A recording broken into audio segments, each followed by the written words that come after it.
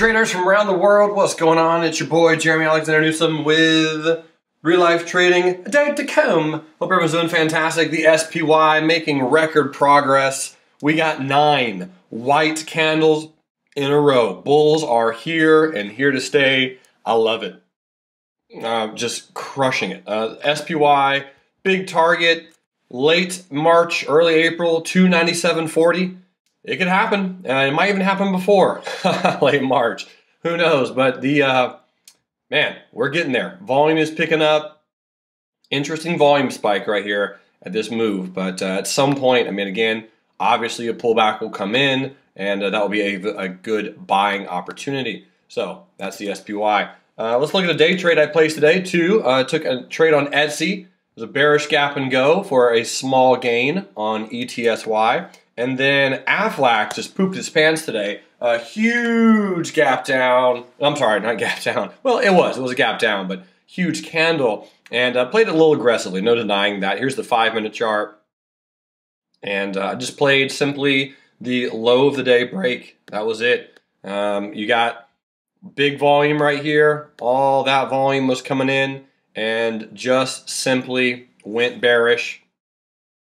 Entry here. Stop there, and got out right about 83.99, almost the exact low of the day for an R. So I got an R and a quarter today, 1.25 R. Lost an R yesterday, so I'm up 0.25 R for the last 2 days. Overall for the month, sitting right at 9 R's for the month of January thus far. Feeling pretty good about that, so I got a lot of January left. Let's go look at some stocks that were requested. Here's some requests for CLDR. I like this newer IPO. In fact, I did play this one bullishly not too long ago, and I think I just got out a little bit too early. So this was a white candle gapping up. It was a retest gap. I had an entry here with a stop there, and just moved my stop once this low came in, the shadow, and as soon as I got stopped out, it bounced. So I guess I was just a little too aggressive with this newer stock. But right now you got another white candle gapping up, retest gap. So my thought on this one would be the exact same. Resistance, something right about there. Buy that dip and then set your stop probably down here somewhere about 1650. And then from there, let's take the lesson learned from this move, give it about a month and let the stock slowly creep higher. Another stock that was requested was DISCA, and this one, Discovery Communications, nice bullish engulfing candle 3 days ago, good little continuation higher, some good volume. This one retesting some previous resistance, but the trend looks nice, and overall I would be bullish on that one. Here's TER, Teradyne, and TER had a little bit of a retest gap, trade down to the 10. Here's the monthly chart, so if you zoom out here, this one, the stock has been around for a while. So you can see it has some room to grow, right? 2000 was a very, very big move for that. So at this point, this is a retest, or at least what it looks like to me. Old resistance, new support right there. You had a very nice bullish gap and go. Morning star reversal pattern. So I would say on TER, if we take out the high of the last 3 candles, I think it would overall continue. Another request was for SWK. Stanley Black & Decker. You're going to want to go to the monthly chart on this one just so you can see this trend. It's immaculate.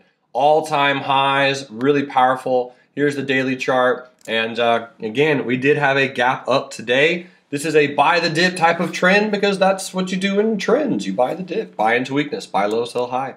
So the trend right now on Stanley is nice. You got a little bit of a retest gap today. So if at any point it pulls back again, probably into the 20, would be a decent buyable opportunity. And or if it rests and pulls back over the next 2 to 3 days and then continues higher. But overall, Stanley Black & Decker, let's just stay with the trend.